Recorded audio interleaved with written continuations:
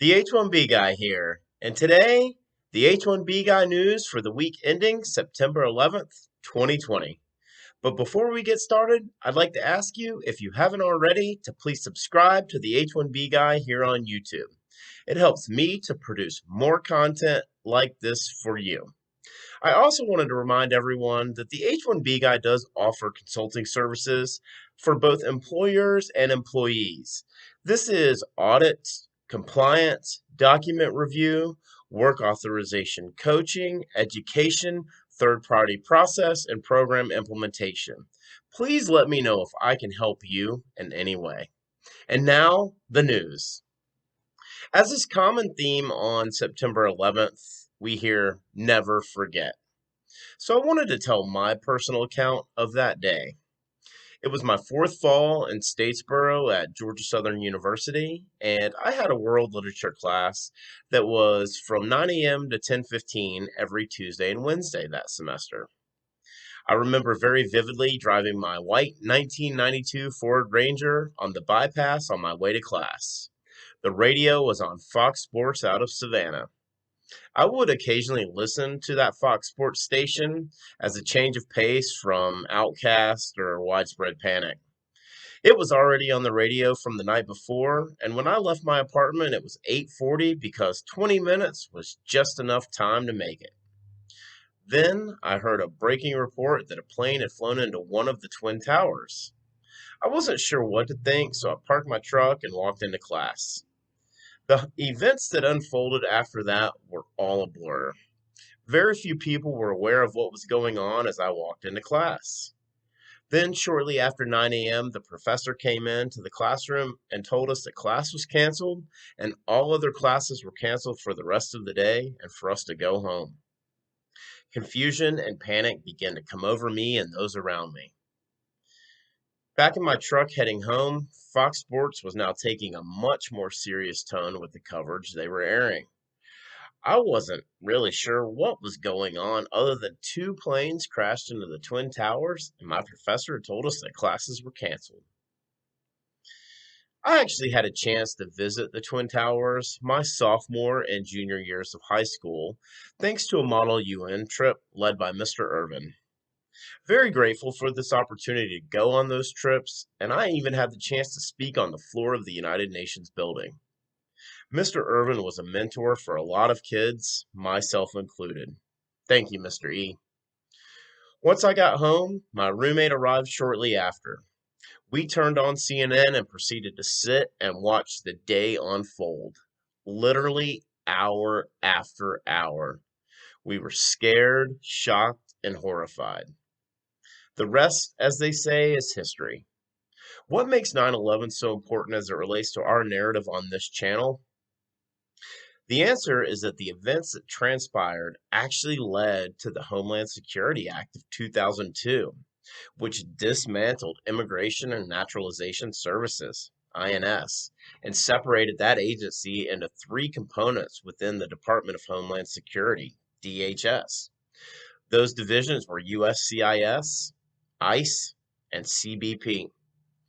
USCIS was established to focus exclusively on the administration of immigration benefits applications. Are they fulfilling their original intent today? September 8th, 2020. In an article written by Nick Kolakowski for Dice titled, "These Tech Firms Offer the Highest Average H1B Salaries." Quote, Dice selected the top 15 tech companies by H1B salary. The average pay for those with the visa at these firms is far higher than the average U.S. technologist of $94,000 annually. So I'm going to try something new right now, and I'm going to put in a slide that includes this data from the article right now.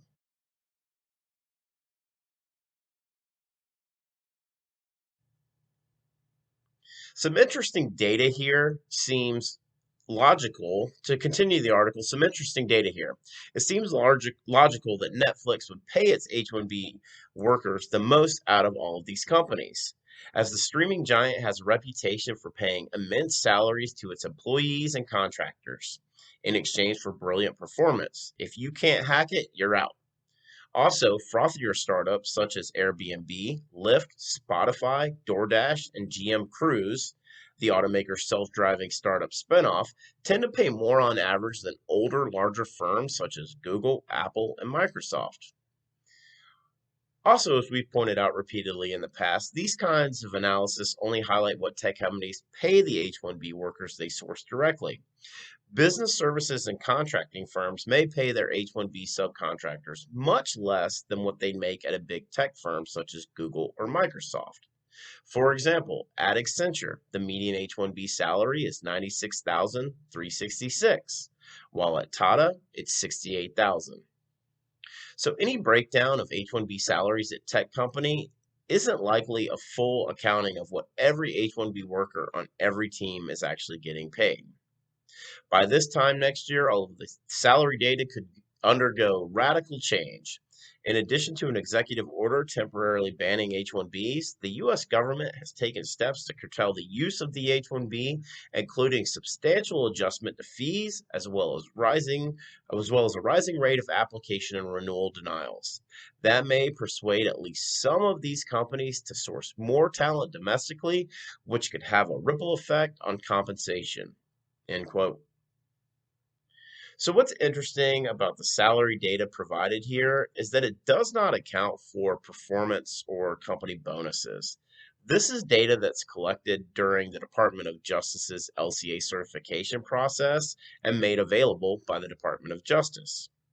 No surprise that the big tech companies compensate their H-1Bs well. In fact, Netflix would have been one of my guesses as to who probably pays the highest. And it isn't just technology that well compensates their H-1Bs. Let's recall the H-1B Guy news from September 4th, 2020, where we covered the top paying doctors in the US working on H-1B. The article then goes on to mention that the business services and contracting firms pay much less and gives Accenture and Tata as median examples. As we covered on Monday, the H-1B Guy contemplates what does a proposal to reform the H-1B visa actually mean? This impact will be felt directly by IT consulting and staffing companies immediately if the DHS proposal is accepted by the White House. I'd be very curious to see the locations for the Tata LCAs that was referenced. Median is an interesting indicator to use here, but one we've seen in other reform suggestions, specifically in S3770. The article closes with stating that increased scrutiny around the H-1B could, quote, persuade at least some of these companies to source more talent domestically, which could have a ripple effect on compensation, end quote. I'm assuming Nick is referring to H-1B salaries increasing significantly and making it more appealing to hire U.S. workers based on cost. I'm not sure if I agree with that take. As we've discussed many times over, the lack of available H-1Bs will increase outsourcing. It will be very interesting to follow how all of this is going to play out over the next few months. September 10th, 2020, an article written by Sarah Butcher for eFinancial News titled U.S. Banks and Tech Firms Have No Need of H-1B Visa Talent. Quote, Hal Salzman, a professor of planning and public policy at Rutgers University, says, there's absolutely no reason why banks and tech firms should complain about the lack of H-1B visa talent. Salzman tells us, annual hiring demand for top talent positions is probably, say, 5,000 new hires a year. Make it 10,000 if you like, says Salzman. He points out that the U.S. produces 1.9 million bachelor's graduates a year, plus hundreds of thousands of master's graduates, plus PhDs. It seems implausible that they can't find that number on the 1.9 million. Why then do banks and tech firms like to hire in developers, quants, and data specialists from overseas? Salzman says it's all about labor arbitrage and that the U.S. government shouldn't be supporting this. Quote, H-1B is the government reaching its hand into the pockets of tech workers, those lucky enough to get a job, and handing out the money it grabs to the tech company's executives and shareholders, he claims, echoing other supporters of the ban. Are we to believe that the talent these companies are looking for is so extraordinarily rare and greater than doctoral scientists or engineers, says Salzman? I'd like a cheaper iPhone, but so far the government hasn't created a program to lower the cost, say by using some Apple's astronomical profit, on which they pay close to zero taxes via the double Dutch, he adds. End quote. This is the second week in a row we've covered Sarah and the third time altogether during the news. There is definitely a large amount of negative connotations being displayed in the article towards H-1Bs, as well as the continuation of the STEM and graduate pipeline. Mr. Saltzman is quoted as saying hundreds of thousands of master's graduates. Just wanted to draw a parallel, and if you recall, as we've covered on this channel, only 20% of full-time students enrolled in advanced degree STEM programs are U.S. born. Fuzzy math would tell me that out of a possible, let's say 200,000, if we're going by Mr. Salzman's claims, if we're referring to U.S. Master STEM graduates, that would put only 40,000 of that as born in the U.S. Mr. Salzman goes on to insinuate that the government is taking money from H-1Bs and paying it out to their employers and stakeholders. That's a pretty severe accusation. And the last time I checked, employers were responsible for legal and filing fees associated with H-1B petitions, minus any dependent or premium processing costs. So it's more like USCIS and immigration attorneys are significantly profiting off of the H-1B cycle. Very interesting rhetoric here from eFinancial News. It seems like they kind of go back and forth, but this article is one that really appeals to the America First and the anti-government crowd.